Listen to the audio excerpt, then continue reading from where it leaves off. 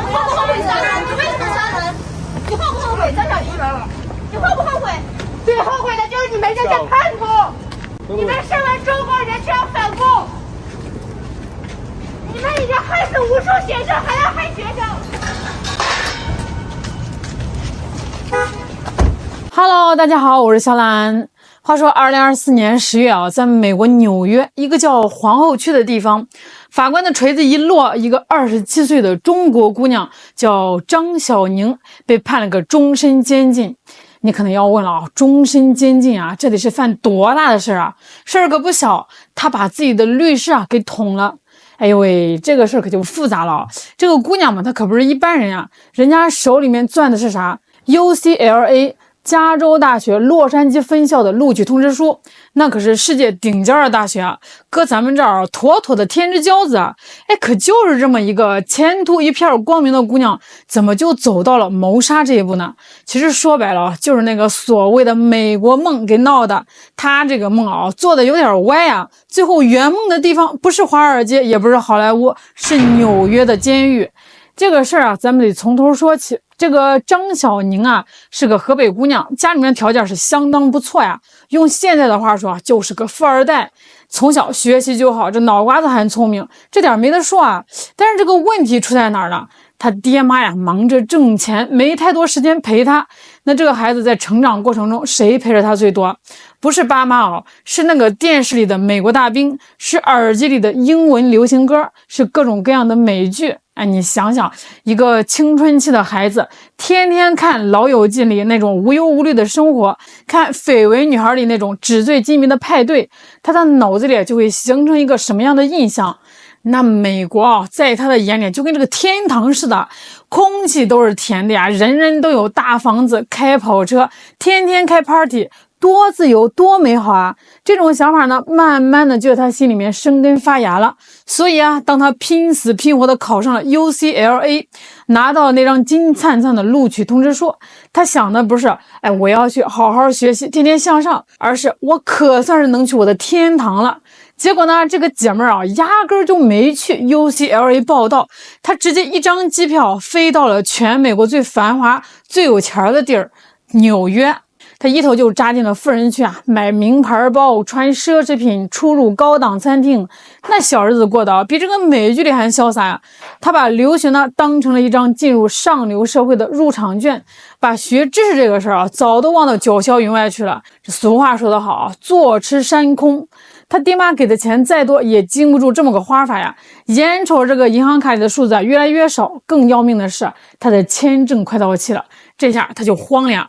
回国那哪儿行啊？在朋友圈里啊，他可是已经把自己打造成了美国上流名媛。这要是灰溜溜的回去了，这个面子往哪儿搁呢？他那虚幻的美国梦啊，被现实啪的一巴掌打的是七荤八素，怎么办呢？正常人可能会想啊，是不是得赶紧找个学校续上签证，或者是找个正经的工作？可这个张小宁不，他脑子里的回路啊跟咱不一样，他要走捷径。也就在2022年啊，他找到了一个律师，这个律师啊是干啥的呢？就是专门帮人办政治避难。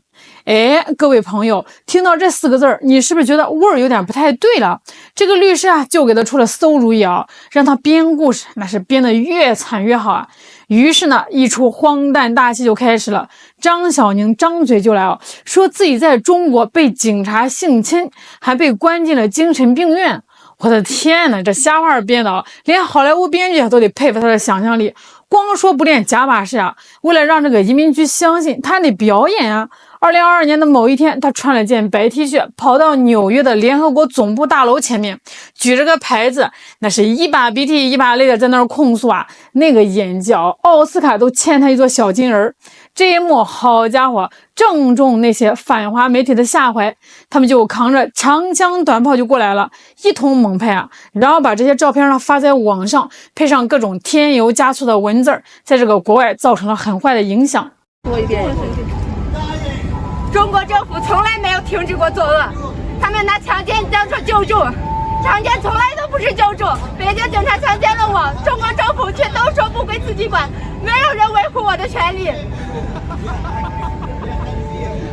那你今天到这儿来是干什么来的？我我就是想把我在中国经历的事情告诉别人。对，我不要让他们再继续说谎，中国政府总是说谎。我要把他们做的事情让所有人都知道，让他们不能再继续说谎。张小宁当时可能还挺得意，觉得自己这部戏走对了。可是他万万没想到，他这拙劣的表演很快就遭到了反噬。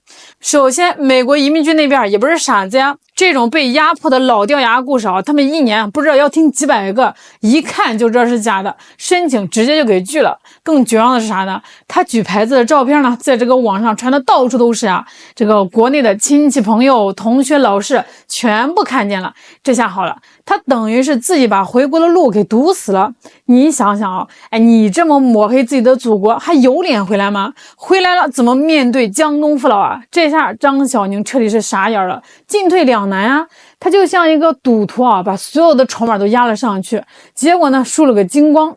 走投无路的张小宁找到那个给他出馊主意的律师，说你赶紧把网上的照片给我删了，把钱退给我。那个律师也不是善茬，一看他这个态度，直接就翻脸了，反过来威胁他，你还敢跟我要钱？信不信我跟移民局举报你，说你是中国派来的间谍？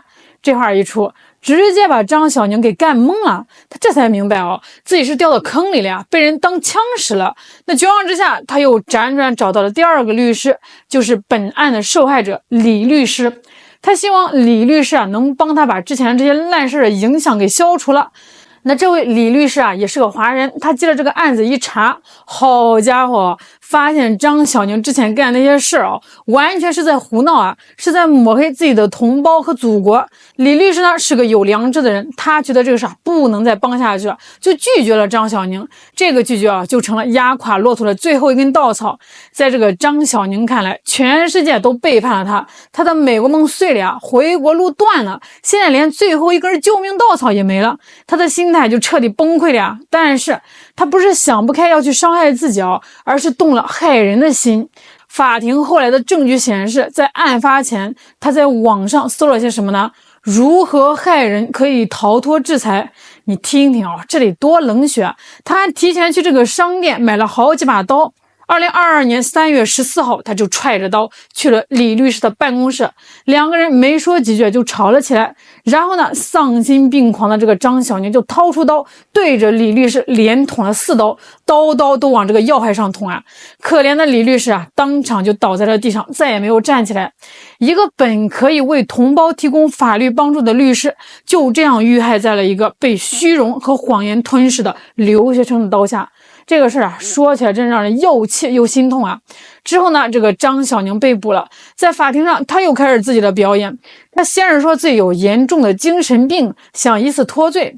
你看看害了人就说自己有精神病，这成了多少罪犯的通用借口后来一看这招不好使，他又提出一个更奇葩的要求。他说我要联系中国大使馆，我要被遣返回国。哎呦喂，我听到这儿都气笑了你是不是把这个法律当成过家家了？当初为了留在美国不惜出卖自己的国家和尊严，现在在美国犯了法，倒想起自己的祖国了，想让大使馆来给你擦屁股，晚了呀！美国的法律也不是吃素的。法官当然是当庭拒绝了他的所有无理要求，检方把证据一样一样的摆出来。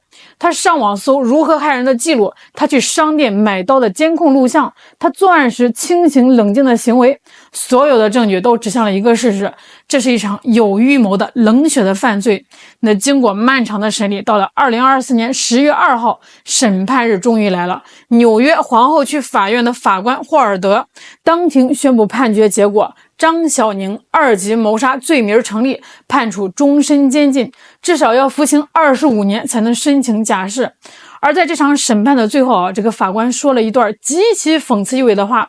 他对张小宁说，你会如愿以偿的留在美国了，但是呢，不是自由的行走在街道上，而是成为我们监狱的客人。这句话简直就是神来之笔一句话就戳穿了张小宁的可悲又可笑的美国梦。他用尽一切手段，甚至不惜背叛祖国，谋杀同胞，就是为了留在美国。那现在呢，他成功了，他将在美国的监狱里度过他的余生。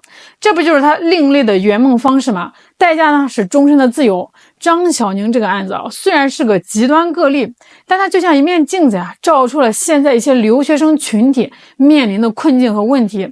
哎，你想啊，现在的孩子出国留学压力大不大？太大了，这个学费贵的跟抢钱似的，一年几十万砸进去。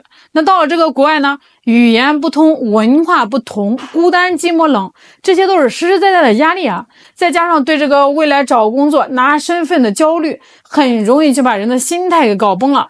但是路走歪了，终究是要付出代价的。咱们可以看看另外一个现象，最近几年越来越多的留学生呢选择回国发展，超过60%的留学生都觉得回国就业更有优势。你看咱们的长三角、京津冀、粤港澳大湾区发展的多好啊，机会遍地都是，压根不比国外差。那与此同时呢，美国那边的移民政策是越来越紧，什么签证续签啊必须面谈，什么邻里调查制度啊，想通过正经渠道留下来是越来越难了呀。所以这就给所有准备出国和正在国外的孩子们提了个醒，咱得想明白啊，咱出国到底是为了啥呀？是为了学点真本事，开阔眼界，还是就为了拿那一张绿卡？觉得这个外国的月亮比较圆，这个价值观必须得摆正了。出国前，这个语言、文化、心理都得做好准备，别像张小宁那样，把这个美国呢想象成天堂，结果一遇到挫折，整个世界观就崩塌了。在外面遇到困难了，要找正规渠道。这个学校里啊，它都是有国际学生办公室，有心理咨询服务，这些都是免费的。那要找律师，也要找正规的、有信誉的，千万不要信网上那些所谓的捷径，那些给你出馊主意的人啊，往往都是想从你身上捞好处的。还有最重要的一点啊，就是要保持一个清醒的头脑。这教育的根本目的是啥？是让你明辨是非，辨别真伪，不是让你盲目的崇拜任何一个国家。那咱们的留学生应该把学到的知识用在个人成长和对社会的贡献上，而不是投机取巧，最后走上邪路。其实说到底啊，张小宁这场终身监禁的美国梦，是一场彻头彻尾的个人悲剧，也是一个被扭曲的价值观必然引向的结局。他的故事告诉我们一个最朴素的道理：爱国和对自我身份的认同是一个人安身立命的根基。你背叛了这个根基，迟早是要付出惨痛的代价。真正的成功啊，从来都不是拿到一张绿卡，或者生活在哪个国家。绿卡不是护身符，人品才是。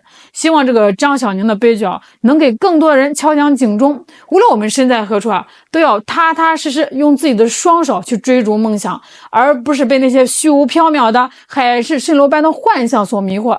那只有这样啊，才能避免下一个张小宁的出现。好啦，今天就跟大家聊到这儿了，我是小懒，我们下期再见。